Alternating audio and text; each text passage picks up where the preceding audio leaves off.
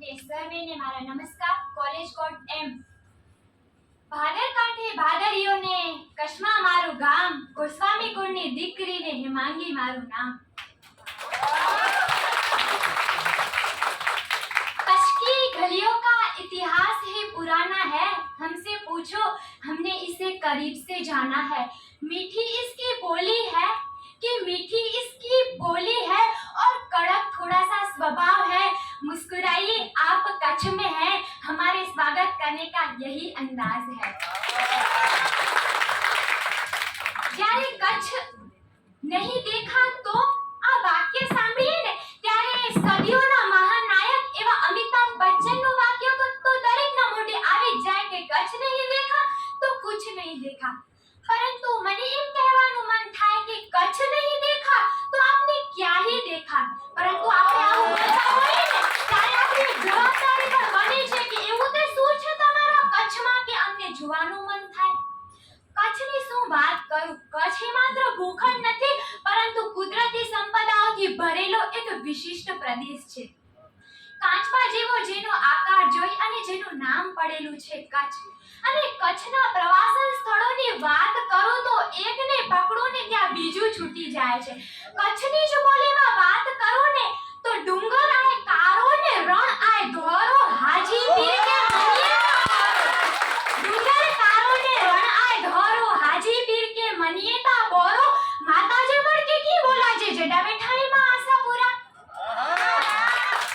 અને કચ્છના અનેક સ્થળો એવા છે કે જ્યારે આપણે એની વાત કરતા હોઈએ ને તો ક્યાંક એકાધિક વિશેષતા છૂટી જાય. સૌપ્રથમ તો નામ આવે એટલે ધોળાવીરા. જ્યારે મનુષ્ય પોતાનું અસ્તિત્વ ટકાવવા ઝઝૂમી રહ્યો હતો ને ત્યારે જ આપણા પૂર્વજોએ બે નમૂનો તૈયાર કરીને આપી દીધો, જ્યારે વિશ્વના વૈજ્ઞાનિકોને આજે કચ્છમાં આવવા મજબૂર કર્યા છે. લગભગ આજે ભલે કુદરતની થપાટો ખાઈને જીવી રહ્યું હોય પરંતુ એક સમય એ લાખોના વેપાર કરતું હતું, ત્યારે જ તો એનું નામ કચ્છ પડ્યું છે. અને કચ્છના દરેક સ્થળો એવા બેનમૂન છે.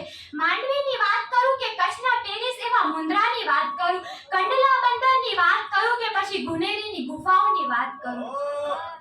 કચ્છની દરેક જગ્યા એવી છે ને કે જ્યાં જતા જ પોતાપણાનો અનુભવ થાય. અને કચ્છની જગ્યાઓ જ નહીં, કચ્છના માણસો એવા છે, ભલા માણસો. કચ્છના લોકોની અસ્મિતા અને કચ્છના લોકોના પ્રેમ ભાવની વાત કરું ને તો કેર કંડો બેર બાવરની બોરડી, કેર કંડો ને કખ, હાલ હોથલ ઓતે જે કચ્છડે જો માડું સવા લખ. એવા કચ્છના માણસો છે. આવું ખાલી કચ્છીઓ નથી કહેતા. જ્યારે કચ્છ પાણીના સંઘર્ષો સામે ઝઝૂમી રહ્યું હતું ત્યારે એક વખત સ્વામી વિવેકાનંદ આવ્યા હતા અને સ્વામી વિવેકાનંદે એમ કહ્યું કે કચ્છ ભલે પાણીના સંઘર્ષો સામે ઝઝૂમી રહ્યું હોય પરંતુ જો કચ્છવાસીઓના હૃદય ચીરવામાં આવે ને એનામાં લીલોતરી જ જોવા મળે. આપણું કચ્છ છે ભલા માણસો. કચ્છ ખાલી પ્રદેશની દ્રષ્ટિએ સમૃદ્ધ નથી, કચ્છના લોકો એવા છે. કચ્છના લોકોનું પોતાપણું એવું છે. અને કચ્છમાં અનેક ભરતકામ હોય, મિરરવર્ક હોય, અનેક વસ્તુઓ એવી છે જે કચ્છના લોકો વિશ્વના લોકોને અહીંયા ખેંચવા માટે તેનો ઉપયોગ કરે છે. અને પછી આપણા જે કચ્છની આપણે વાત કરીએ તો તેમાં ખાણીપીણી, માંડવીની દાબેલી હોય કે પછી ભુજની પાઉંભાજી, રેહાની તલવાર હોય કે પછી અંજારના તાળા, બન્નીની ભેંસ હોય કે પછી કચ્છનો ખેસ. એ કચ્છનો ખેસ જે પ્રધાનમંત્રી જ્યારે કચ્છ આવે અને એને અભિવાદન સ્વરૂપે અપાય એવો કચ્છનો ખેસ, એવા કચ્છના માણસો. અને કચ્છ વિશે તો એમ કહેવાય કે નીમ કા પેડ ચંદન સે કમ નહીં,